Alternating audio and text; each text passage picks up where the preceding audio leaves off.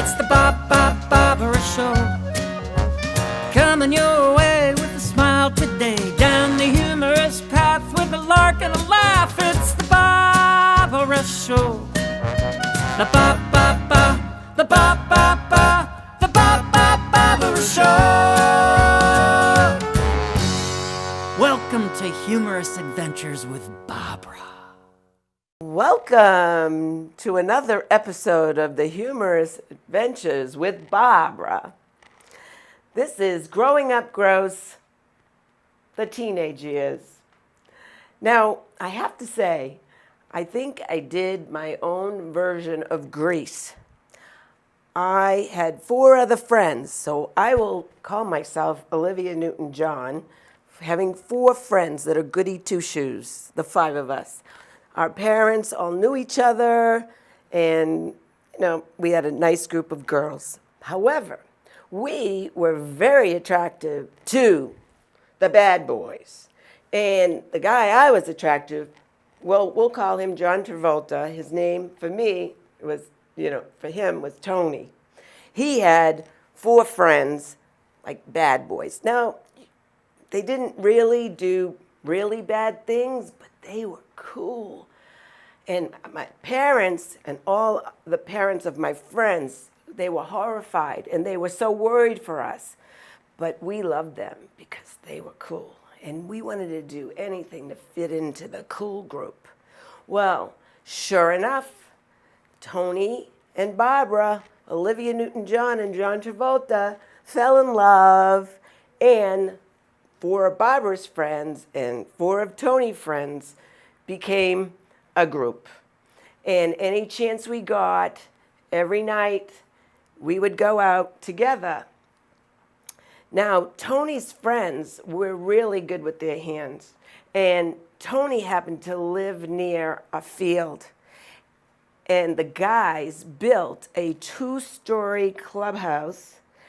They pulled electricity from Tony's house, and literally this clubhouse was in the woods. We had a stereo, we had black lights, we had posters. It was a great place. And every night we would go in the clubhouse, listening to music, blast it. And then, of course, we all had a curfew, our little goody two-shoes. We had to be home by 9 o'clock. Okay.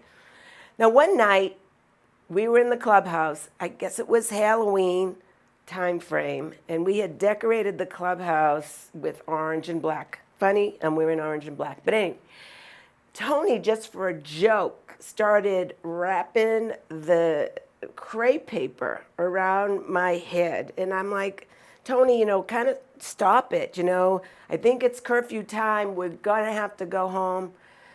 Okay, I walk home, and I went up the back steps to my house. My mother happened to be in the kitchen. So the minute the kitchen door opened, there's bright light, and my mother takes one look at me and says, "Where have you been? What have you been doing?"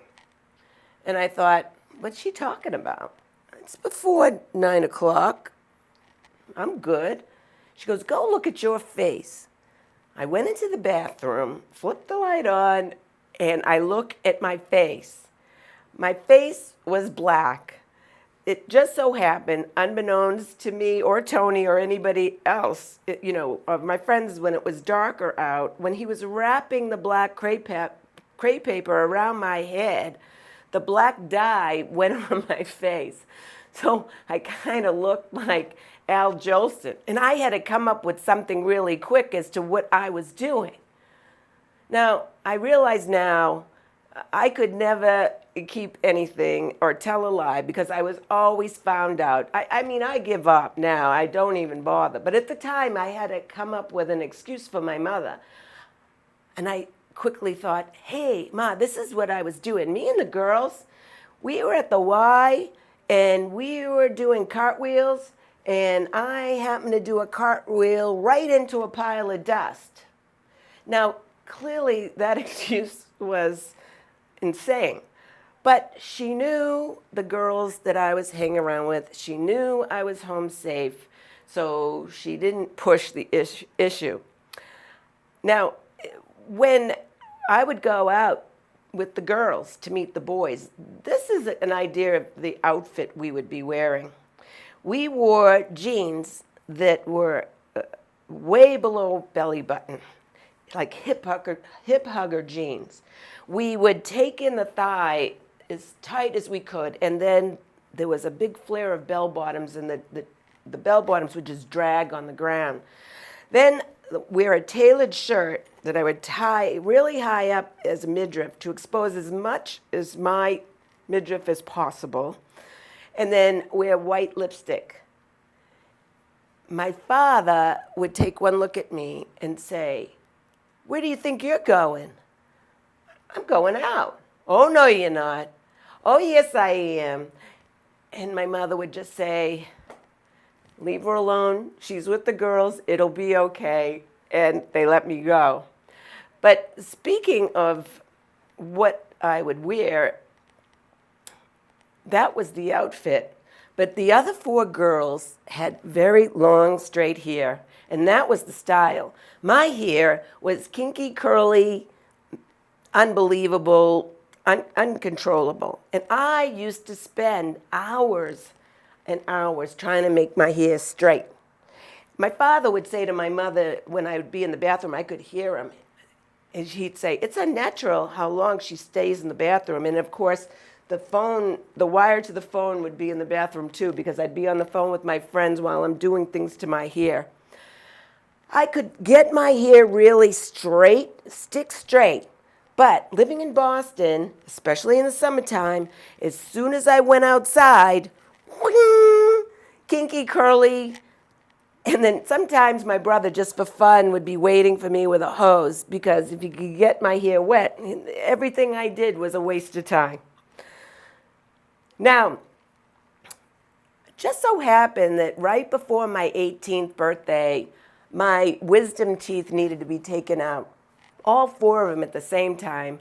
Parents like, "Thanks a lot, Barbara. You're now off the regular insurance. We have to pay extra." But they loved me, so they said, okay. The doctor said, since I have to get all four wisdom teeth taken out at the same time, maybe I should just check into the hospital so they can wake me up real early in the morning, give me a shot, knock me out, and then, I'll be back the next day. Okay, now, at least at the hospital I was staying at, the minute you check in, they won't let you walk around in the hospital. So even though I wasn't sick, I had to be in a wheelchair. And the first thing they wanted me to do is take me for x-rays. So they wheel me in a wheelchair in the outpatient section. There were a bunch of other people just coming in the hospital for x-rays or whatever in the outpatient, and I'm sitting in a wheelchair. Once again, there's nothing wrong with me, but that was the hospital rule. I couldn't walk around. So I realized I'm sitting in a wheelchair in a hospital gown, and all the other people were looking at me like, feeling bad for the person who can't walk, me.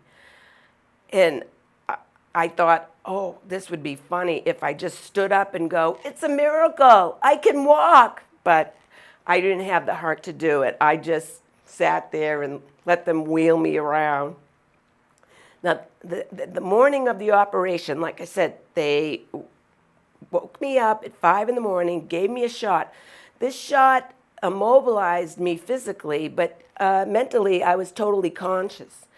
And they wheel me down like the pre-op area, and there's a bunch of people. You can see we're all lined up in stretchers near the nurses' station, waiting to get wheeled in to whatever operation I was supposed to be in.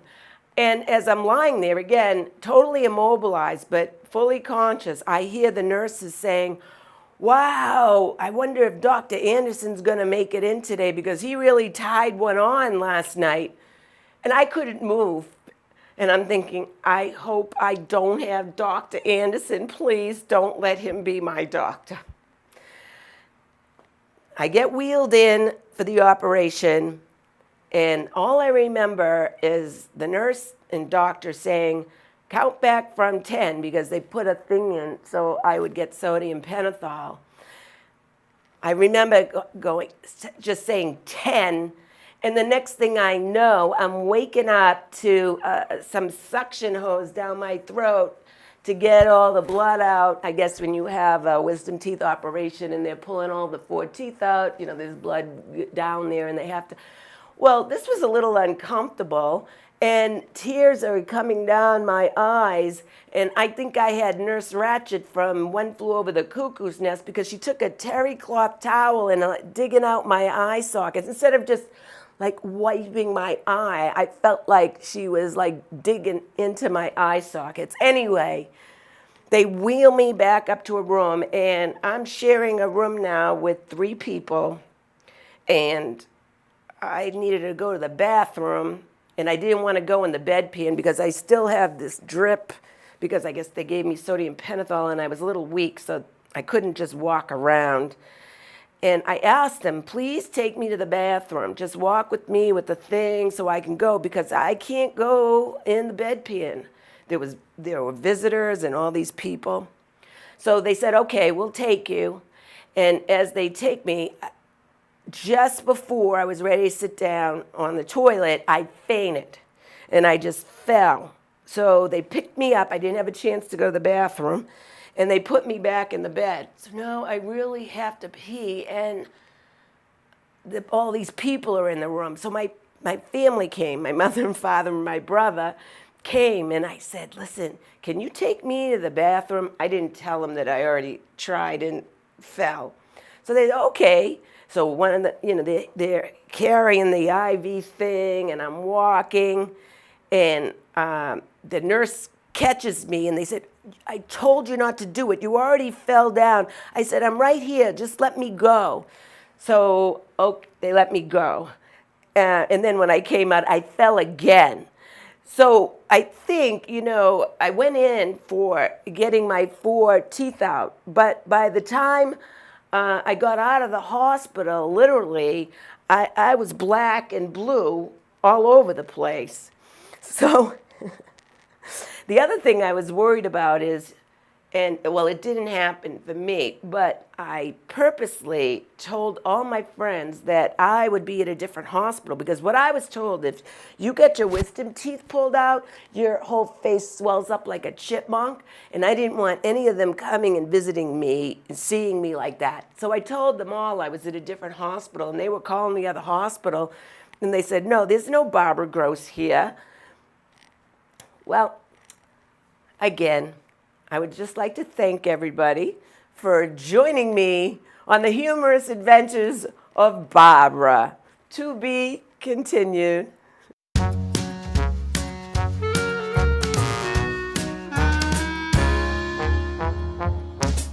It's the Barbara Show. It's the Barbara Show. Coming your way with a smile today. Down the humorous path with a lark and a laugh. It's the Barbara Show. The